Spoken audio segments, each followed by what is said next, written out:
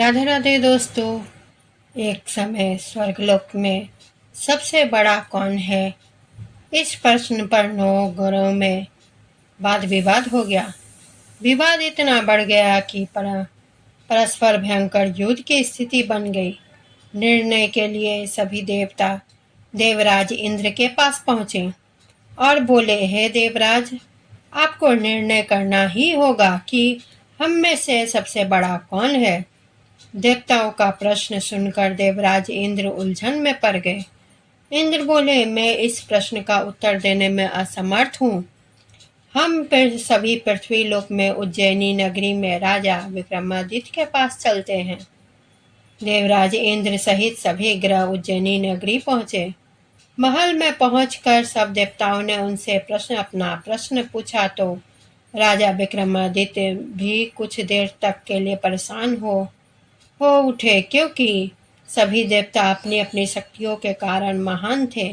किसी को भी छोटा या बड़ा कह देने से उनके क्रोध के प्रकोप का भयंकर हानि पहुंच सकती थी।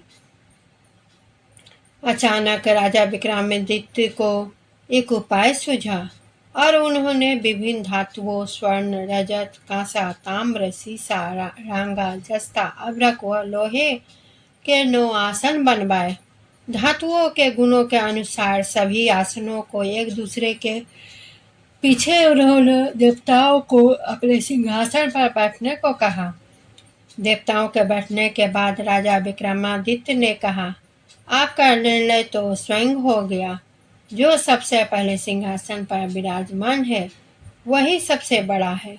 राजा विक्रमादित्य के निर्णय को सुनकर शनि देवता ने सबसे पीछे आसन पर बैठने के कारण अपने आप को छोटा जानकर क्रोधित होकर, राजा विक्रमादित्य, तुमने मुझे सबसे पीछे बैठाकर मेरा अपमान किया। तुम मेरी शक्तियों से परिचित नहीं हो। मैं तुम्हारा सर्वनाश कर दूंगा। शनिदेव ने कहा, सूर्य एक राशि पर 1 महीने, चंद्रमा 2.25 महीने, मंगल 1.5 महीने, बुध और शुक्र 1 महीने, बृहस्पति 13 महीने रहते हैं, लेकिन मैं किसी की राशि पर 7.5 वर्ष तक रहता हूँ। बड़े बड़े देवताओं को मैंने अपने प्रकोप से पीड़ित किया है। राम को 7.5 के कारण ही वन में जाकर रहना पड़ा और रावण को 7.5 के कारण ही युद्ध में मृत्यु का शिकार बनना पड़ा। राजा, अब तू भी मेरे प्रकोप से नहीं बच सकेगा। इसके बाद अन्य ग्रहों के देवताओं तो प्रसन्नता के साथ चले गए, परंतु शनिदेव बड़े क्रोध के साथ वहां से विदा हुए। राजा विक्रमादित्य पहले की तरह ही न्याय करते रहे। उनके राज्य में सभी स्त्री पुरुष सुख पूर्वक से जीवन यापन कर रहे थे। कुछ दिन ऐसे ही बीत गए। उधर शनि देवता अपने अपमान को भूल नहीं पा रहे थे। विक्रमादित्य से बदला लेने के लिए एक दिन शनि देवता ने घोड़े के व्यापारी का रूप धारण किया और बहुत से घोड़ों के साथ उज्जैनी नगरी पहुंचे।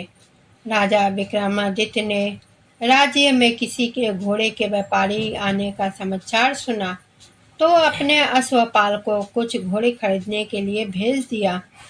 घोड़े बहुत कीमती थे। अश्वपाल ने जब वापस लौटकर इस संबंध में बताया तो राजा विक्रमादित्य ने स्वयं आकर एक सुंदर व शक्तिशाली घोड़े को पसंद किया। घोड़े की चाल देखने के लिए राजा उस पर सवार हुए तो वह घोड़ा बिजली की गति से दौड़ पड़ा। तेजी से दौड़ता घोड़ा राजा को दूसरे एक जंगल में ले गया और फिर राजा को वहां गिराकर जंगल में कहीं गायब हो गया। राजा अपने नगर को लौटने के लिए जंगल में भटकने लगा, लेकिन लौटने का कोई रास्ता ही नहीं मिला। राजा को भूख प्यास लग गई। बहुत घूमने पर उसे एक चरवाहा मिला। राजा ने उससे पानी मांगा। पानी पीकर राजा ने उस चरवाहे को अपनी अंगूठी दे दी। फिर उससे रास्ता पूछकर वह जंगल से निकलकर पास के नगर में पहुंचा। राजा ने एक सेठ की दुकान पर बैठकर कुछ देर आराम किया। उस सेठ ने राजा से बातचीत की तो राजा ने उसे बताया कि मैं उज्जैनी नगरी से आया हूँ। राजा के कुछ देर दुकान पर बैठते ही सेठ जी की दुकान बहुत बिक्री हुई। सेठ जी ने राजा को बहुत भाग्यवान समझा और खुश होकर उसे अपने घर भोजन के लिए ले गया। सेठ के घर से सोने का एक हार खूंटी पर लटका हुआ था। राजा को उस कमरे में छोड़कर सेठ कुछ देर के लिए बाहर गया। तभी एक आश्चर्यजनक घटना हुई। राजा के देखते ही देखते सोने से के हार उस हार को खूंटी पर निगल गई।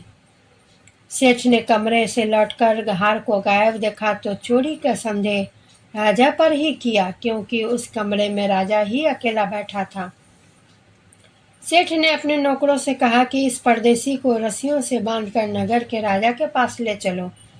राजा ने विक्रमादित्य से हार के बारे में पूछा तो उसने बताया कि उसके देखते ही देखते खूंटी ने हार को निगल लिया था। इस पर राजा ने क्रोधित होकर चोरी करने के अपराध में विक्रमादित्य के हाथ पांव काट देने का आदेश दिया। राजा विक्रमादित्य के हाथ पांव काट कर उसे नगर की सड़क पर छोड़ दिया गया। कुछ दिन बाद एक तेली उसे अपने घर ले गया और उसे अपने कोलों पर बैठा दिया। राजा आवाज देकर बैलों को हाँकता था। इस तरह तेली का बैल चलता था और राजा को भोजन मिलता रहा। शनि के प्रकोप की 7.5 पूरी होने पर वर्षा ऋतु प्रारंभ हुई। राजा विक्रमादित्य का एक रात मेघ मल्हार गा रहा था कि तभी नगर के राजा की लड़की राजकुमारी मोहिनी रथ पर सवार उस तेली के घर के पास से गुजरी। उसने मेघ मल्हार सुना तो बहुत अच्छा लगा और दासी को भेजकर गाने वाले को बुला लाने को कहा। दासी लौटकर राजकुमारी को अपंग राजा के बारे में सब कुछ बता दिया। राजकुमारी उसके मेघ मल्हार से बहुत मोहित हो गई थी, अतः उसने सब कुछ जानकर भी अपंग राजा से विवाह करने का निश्चय कर लिया। राजकुमारी ने अपने माता पिता से जब यह बात कही तो वह हैरान रह गए। रानी ने मोहिनी को समझाया, तेरे भाग में तो किसी राजा की रानी होना लिखा है, फिर तू इस अपंग से विवाह करके अपने पांव पर कुल्हाड़ी क्यों मार रही है।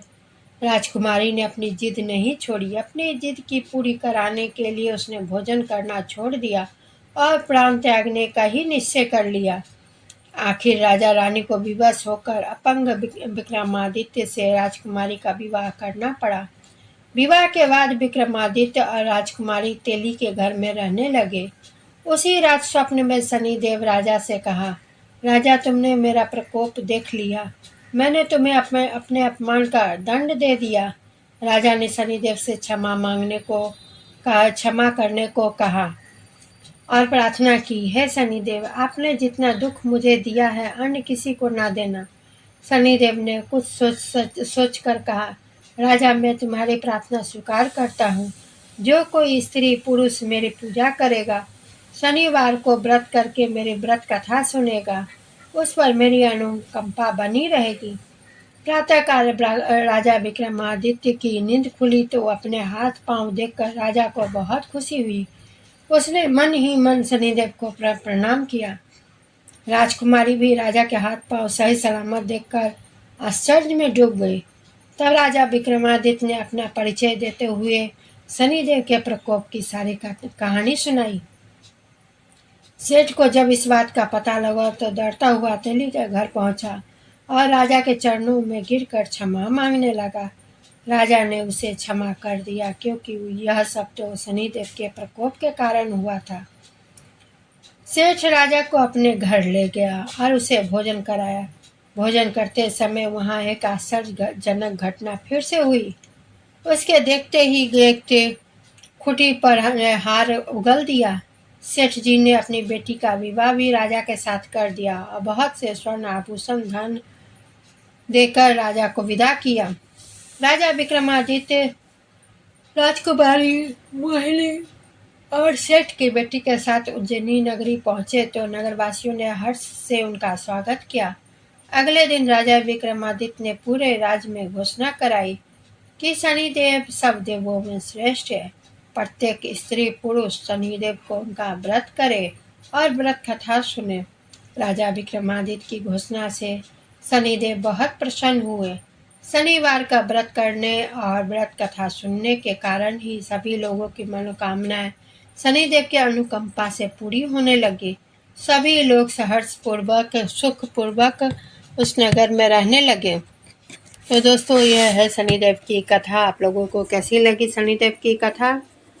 आप लोगों को अच्छी लगी तो लाइक, शेयर और कमेंट करें और वीडियो को ज़्यादा से ज़्यादा शेयर करें और मेरे चैनल को सब्सक्राइब करें। इसी के साथ विदा लेती हूँ। धन्यवाद।